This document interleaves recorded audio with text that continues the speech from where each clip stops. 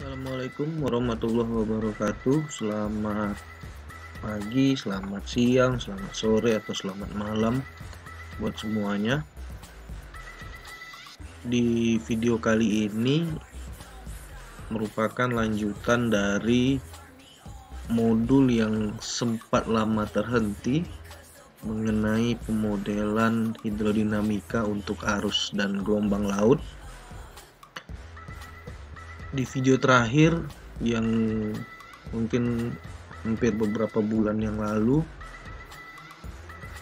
kita sudah sampai di tahap ekstraksi data batimetri dan garis pantai untuk data awal dari pembuatan domain model. Nah, di video kali ini kita akan melanjutkan processing berikutnya tentang pembuatan domain model dari data garis pantai dan batimetri yang sudah kita siapkan di tutorial video sebelumnya.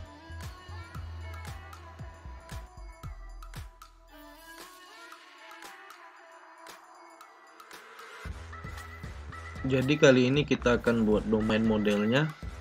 Yang akan kita gunakan sekarang, kita sudah masuk ke mic 21 nya, kemudian kita akan gunakan data koordinat batimetri dan koordinat land yang sudah kita ekstraksi dari ArcGIS di video sebelumnya. Nah, yang pertama kita lakukan adalah kita di sini akan gunakan Microsoft Excel untuk penyusunan datanya terlebih dahulu sebelum kita ubah format datanya ke dalam bentuk yang bisa dibaca oleh mic 21. Oke, ini udah. Kemudian kita drag dulu koordinat land-nya. Kemudian ini kita ubah dulu formatnya jadi text to column. Di sini pemisahnya adalah koma, so kita akan centang koma seperti ini.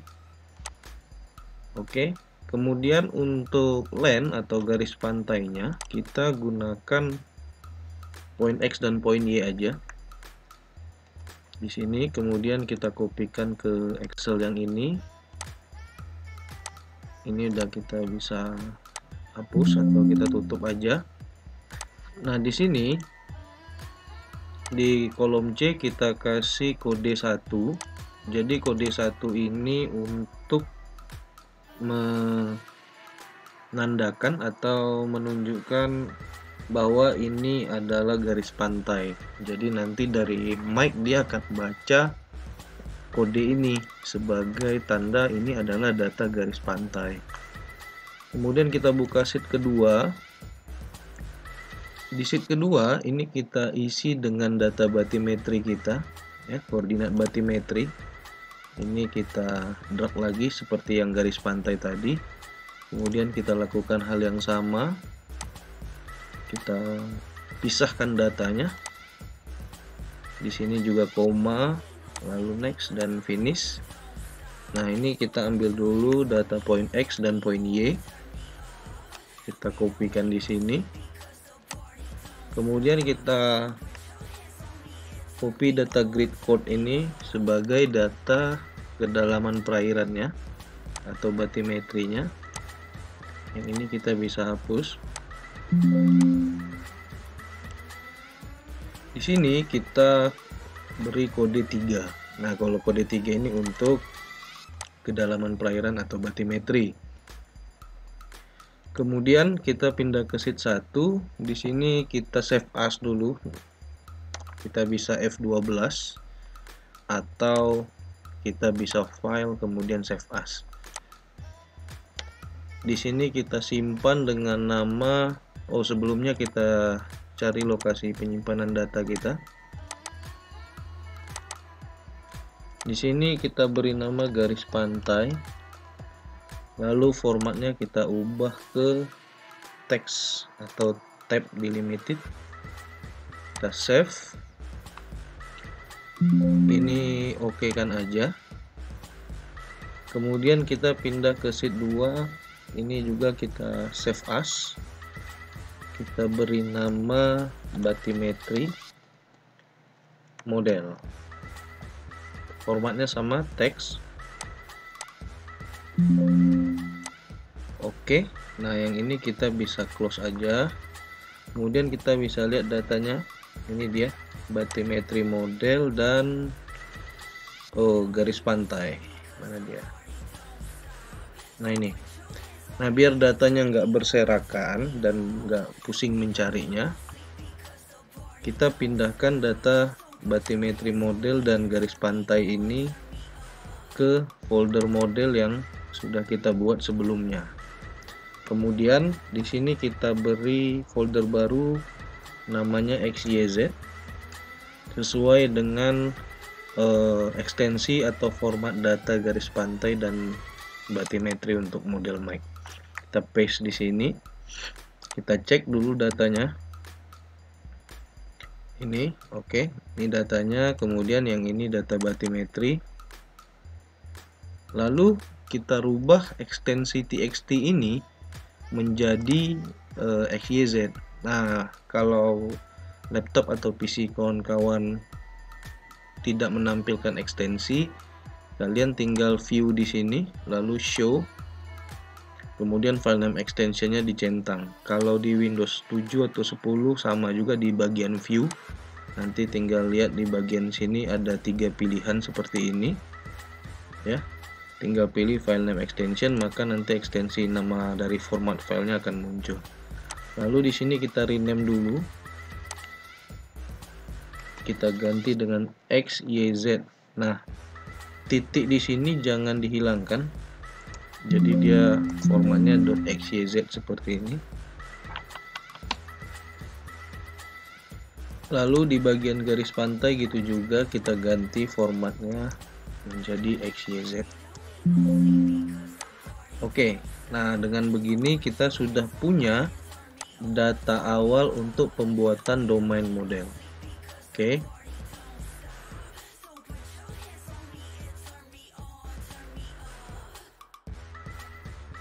Nah, selanjutnya yang akan kita buat adalah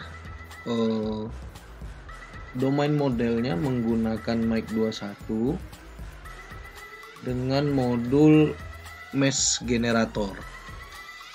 Jadi untuk pembuatan domain model dengan menggunakan mic 21 ini ada beberapa modul. Kita bisa menggunakan mesh generator, dan satu lagi dengan menggunakan modul bathymetry. Jadi kalau kita menggunakan model FM atau flow model, itu yang kita gunakan biasanya domain yang kita buat dari mesh generator. Kalau yang model biasa ya, kita gunakan domain model yang kita buat dari modul bathymetry. Nah, perbedaannya kalau di model FM itu grid dari domain modelnya berbentuk segitiga random dengan, sebenarnya tidak random juga, tapi membentuk grid jaring-jaring seperti jaring lah ya, segitiga yang kalau dilihat sebenarnya seperti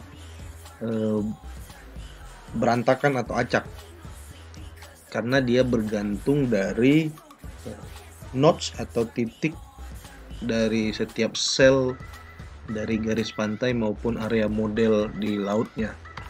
Tapi kalau yang dengan menggunakan modul bathymetry, gridnya itu lebih tersusun rapi dengan ukuran dan dari baik itu lebar, panjang dari gridnya itu kita bisa setting ukurannya lebih konstruksif ya, lebih rapi, tidak berbentuk segitiga melainkan berbentuk persegi atau bujur sangkar, tergantung panjang dan lebar yang kita setting. Jadi untuk pembuatan domain model itu ada 2 modul yang bisa digunakan. Namun untuk di contoh video ini kita akan gunakan yang menggunakan mesh generator. Nanti akan ada video juga di video lain menggunakan modul bathymetry untuk pembuatan domain modelnya.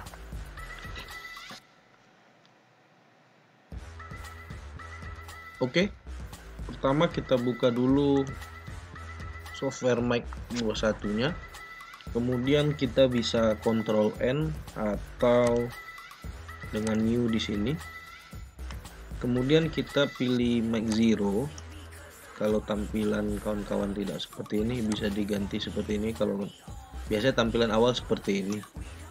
Tapi untuk lebih memudahkan kita bisa lihat nama modulnya, jadi kita ganti list view aja, nggak usah grid. Lalu setelah kita pilih Mic 0, kita pilih mesh generator. Kemudian di sini kita tentukan projectionnya. Kita tadi menggunakan data garis pantai dan bathymetry dengan sistem proyeksi UTM, dan area yang akan dijadikan contoh pada modul ini berada pada zona 48N. Jadi yang digunakan adalah projection UTM 48. Tapi kalau kawan-kawan menggunakan decimal degrees, maka gunakan projection long lat. Kemudian kita OK. Lalu di sini kita save dulu ya. Kalau mau save-nya bisa dengan cara di sini, tapi ini agak ribet karena kita harus cari foldernya lagi. Jadi lebih enak itu pakai save as ya, pakai save as di sini atau save all. Jadi bisa dengan Ctrl Shift S. Jadi dia akan langsung ke folder seperti ini dan kita enak mencari foldernya. Di sini folder model.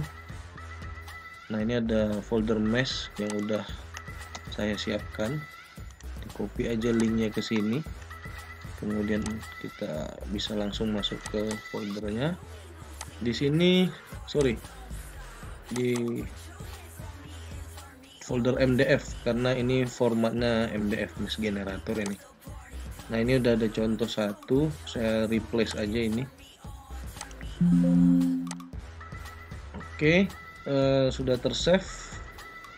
Kemudian kita mulai dengan import boundary dari menu data. Kita cari file XYZ nya. Kita masukkan dulu file garis pantai.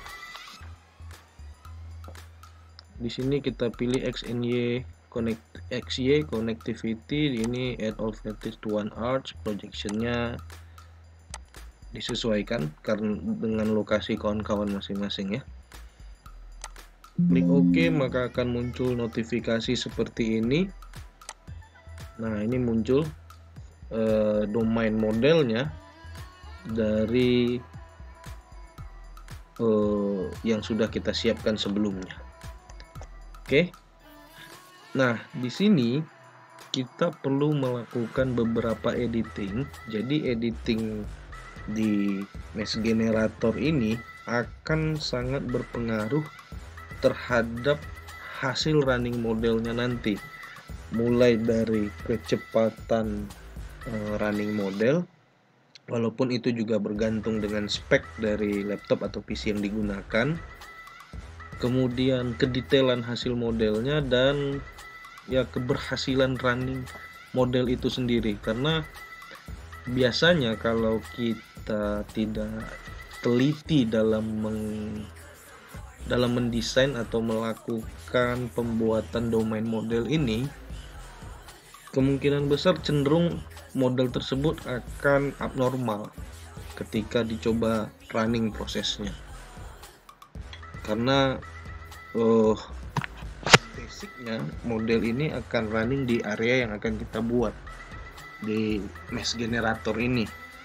Jadi kalau kita setting let's say asal-asalan, maka kemungkinan abnormal itu akan lebih besar daripada modelnya jadi.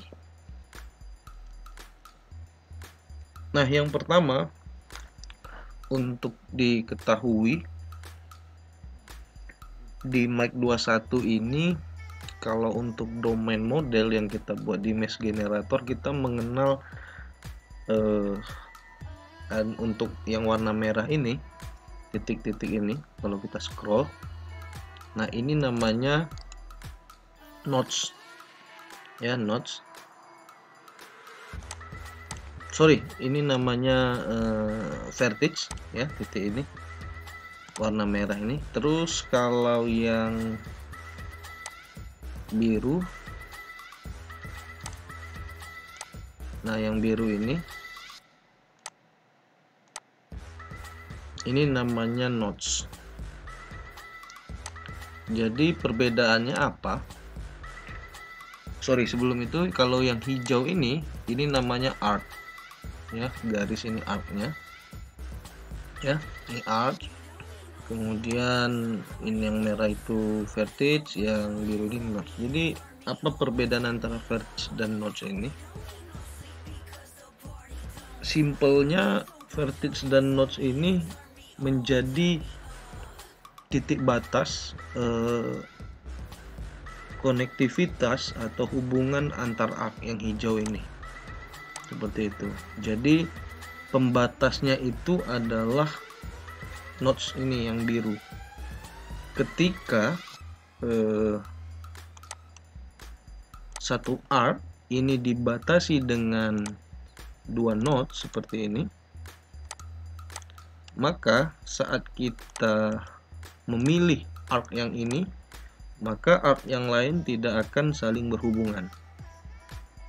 Kita lihat di sini, kalau dia ungu gini berarti saling berhubungan, kalau dia tidak berwarna ungu maka tidak saling berhubungan. Nah, di sini kita lihat ada satu nodes, tapi di sini penghubungnya tidak ada nodes lain. Jadi kalau kita pilih arc-nya, maka semuanya akan ngikut terpilih seperti ini. Tuh, seperti itu. Jadi bisa dibilang pembatas antara satu arc dengan arc lainnya itu nodes. Nah, arc itu bisa terbentuk dari lebih dari satu nodes atau satu vertex, seperti itu.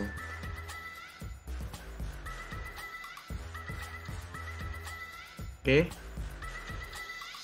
itu deskripsi singkatnya aja. Nanti modul mic itu bisa dibaca kalau kalian udah install mic di laptopnya. Di folder instalasinya itu akan ada manual dari setiap modul mic itu yang bisa kalian baca, mulai dari definisi tiap tools, fungsi tiap tools, dan fungsi tiap modul, lalu persamaan matematis yang digunakan dalam setiap running model itu sendiri.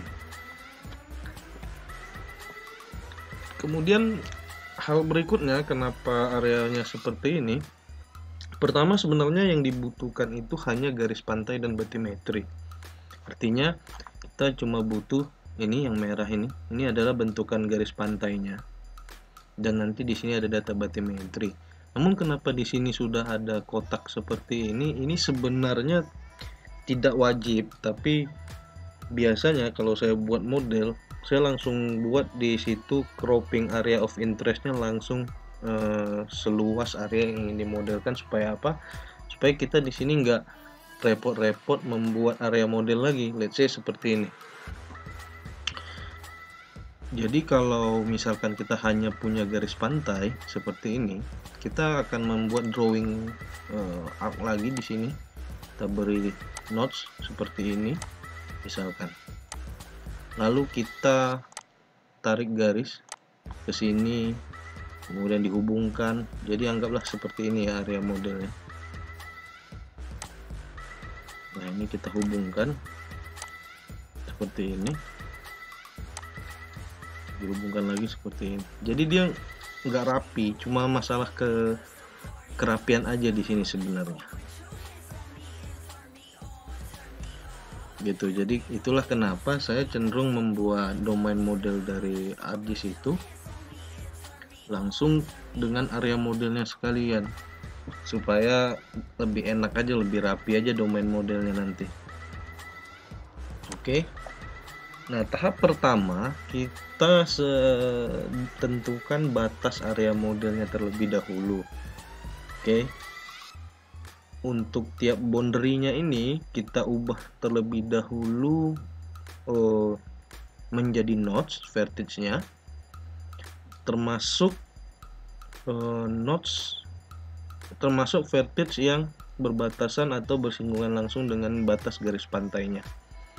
Jadi bagian ini kita rubah dulu. Ini satu, kita klik, kita pakai ini ya, tools yang ini, select point, klik kanan, vertex to nodes, kemudian zoom to extend. Di bagian ini kita bisa lihat juga ya, di sini sebenarnya nggak perlu ada nih di bagian ini, nanti kita akan hapus, kita ambil bagian ini aja. Ini juga vertex to nodes, kemudian di bagian ini juga, karena saya mau menghapus bagian ini. Oke, jadi di bagian ini dihapus dulu menggunakan select art. Kita tinggal delete aja seperti ini, jadi dia udah hilang ya, tuh dia langsung hilang. Lalu di bagian ini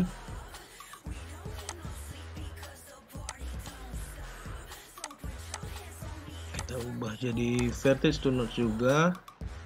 Terus di bagian terakhir di sini vertex to nodes. Kemudian kita hubungkan bagian boundary terluar yang belum ada arc-nya ini dengan menggunakan draw arc seperti ini. Oke. Nah, ini ada garis hijaunya sudah muncul. Lalu kita pilih select point. Kita ganti ini jadi nodes to vertex, ini juga. Jadi supaya satu boundary-nya di sini ya, jadi satu. Tujuannya agar menjadi batas boundary yang sama aja dan lebih meringkaskan kita agar batas boundary modelnya tidak terlalu banyak. Jadi kalau dari di sini kita bisa lihat batas boundary-nya, karena perairan itu kan tidak terpisah aslinya, tidak bersekat seperti ini ya, perairan laut itu. Jadi daripada kita buat anggap seperti ini,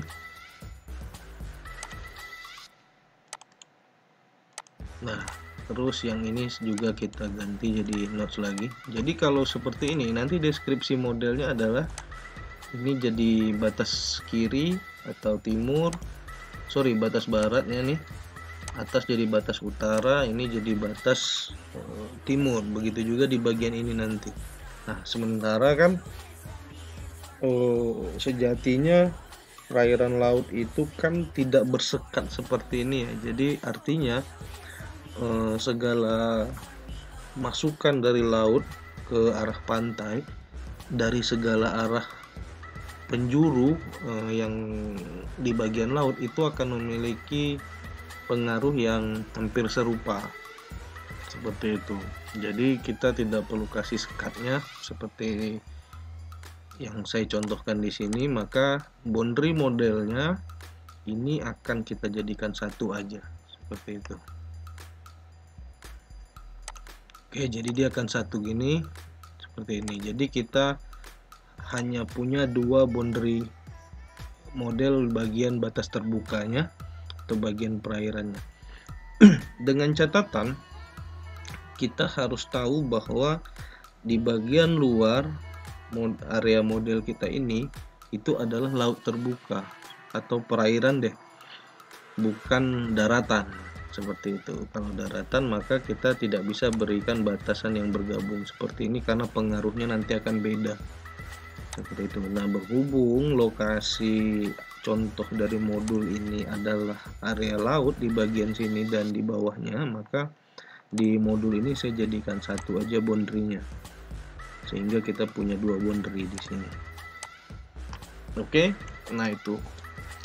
Kemudian kita masih menggunakan tool select art. Di sini kita pilih dulu yang bagian atas. Kita akan beri properties. Di sini kodenya atributnya 22.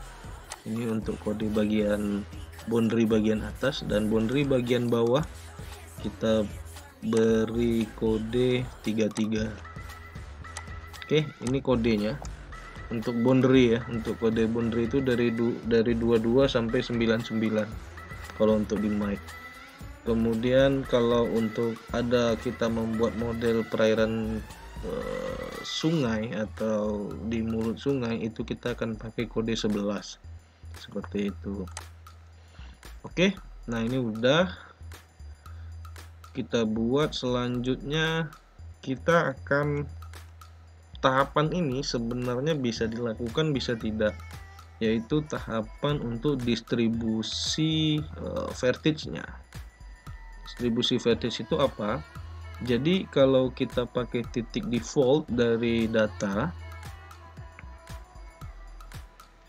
kalau kita pakai titik default itu jarak antara vertex ini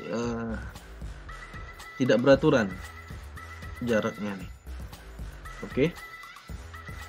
Dan itu juga akan mempengaruhi kualitas model dan mempengaruhi cepat lambatnya processing running model nanti. Jadi di sini kita bisa lakukan pengaturan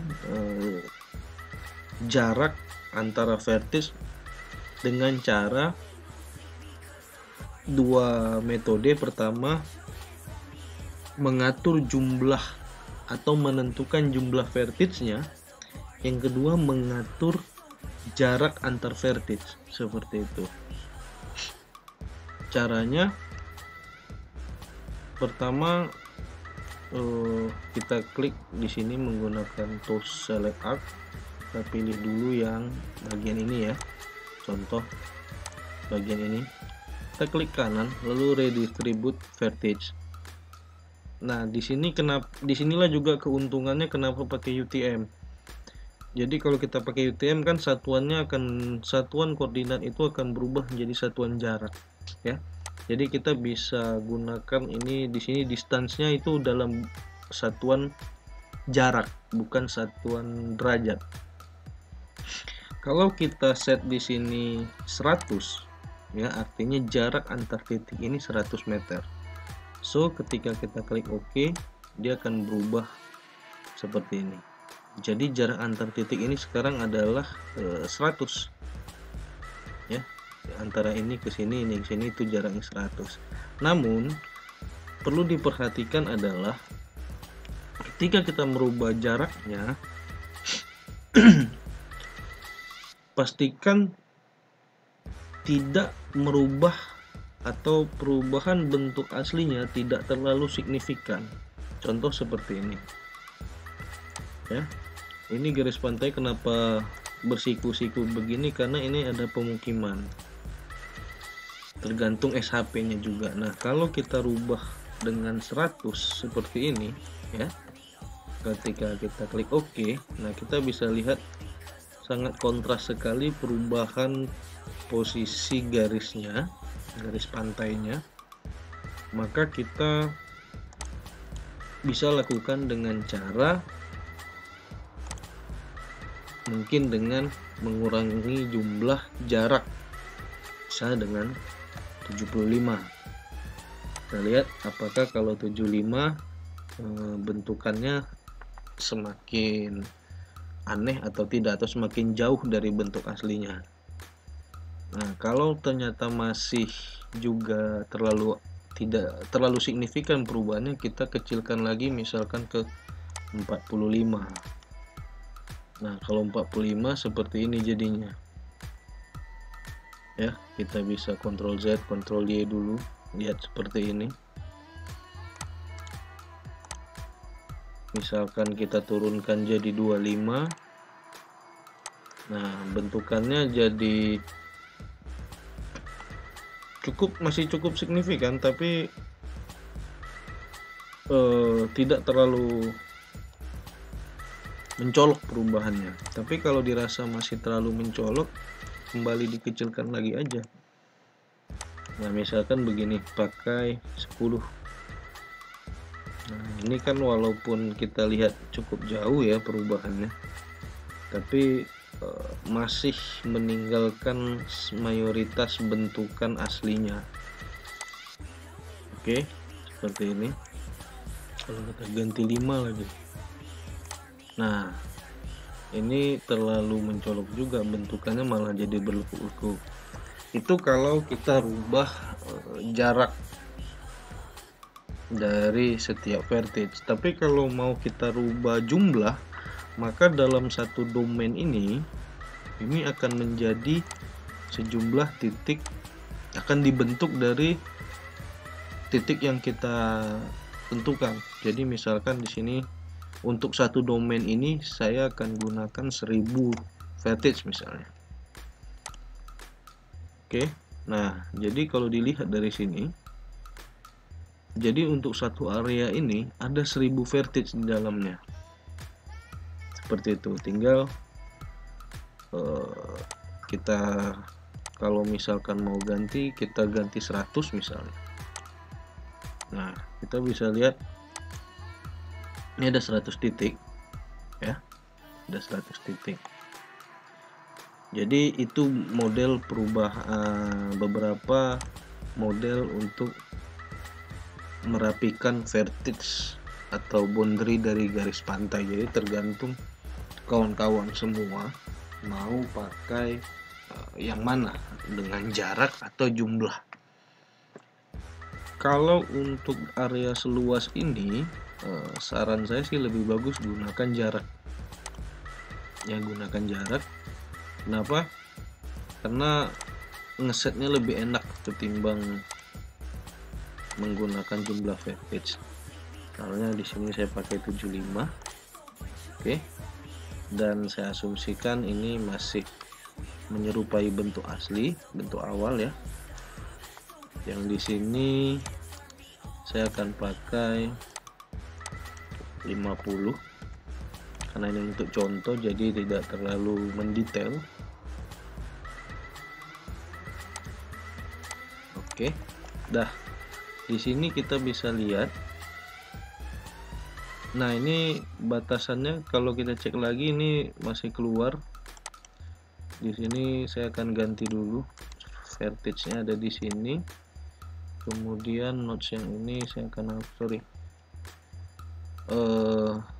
di bagian ini saya akan hapus aja.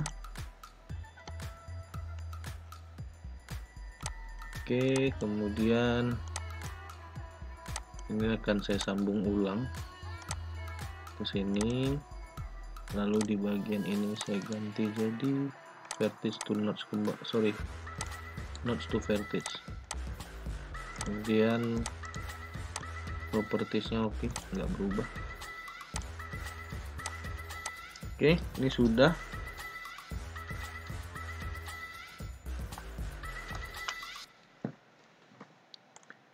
Nah, selanjutnya kita akan memasukkan data batimetrinya. Ya, kita akan masukkan data batimetrinya. Tapi sebelum itu ada hal lain yang harus diketahui. Pertama, contoh ini kebetulan aja di tengah perairan ini ya, di tengah perairan ini nggak ada pulau-pulau lain nih. Oke, kebetulan aja nih nggak ada pulau. Tapi kalau ada pulau, nah ini yang harus kita perhatikan. Jadi kalau dia ada pulau di sini, nanti ketika kita interpolasi, kita harus identifikasi itu sebagai pulau, karena kalau tidak dia akan terinterpolasi dengan wilayah perairan. Nah, kalau misalkan ada pulau-pulau kecil di sekitar area model kawan-kawan, kita bisa dengan cara insert polygon. Tinggal kita pilih ini, lalu kita tandai seperti ini. Ini tanda bahwa area tersebut adalah wilayah daratan atau pulau. sehingga ketika dia diinterpolasi, area tersebut tidak akan ikut terinterpolasi seperti itu. Kemudian kita akan masukkan data bathymetry. Pertama kita pilih data, lalu kita pilih manage scatter data, kita pilih add, kemudian kita cari lokasi penyimpanan datanya.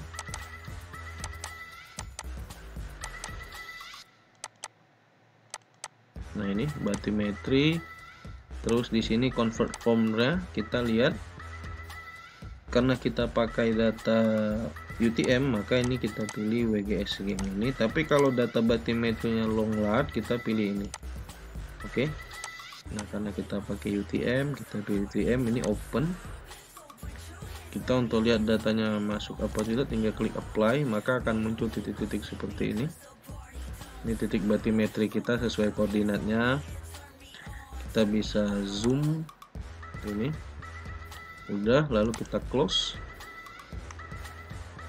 Kemudian selanjutnya sebelum dilakukan interpolasi, kita akan lakukan yang namanya generate mesh di sini. Nah, di sini kita bisa setting. Ini pengaruhnya kemana? Nanti ke grid mesh yang akan kita buat. Untuk modul ini kita akan biarkan default aja, ya. Kita akan biarkan dia modul ini default aja, karena kita mau lihat bentukannya nanti seperti apa, seperti itu. Tapi kalau mau di setting juga bisa.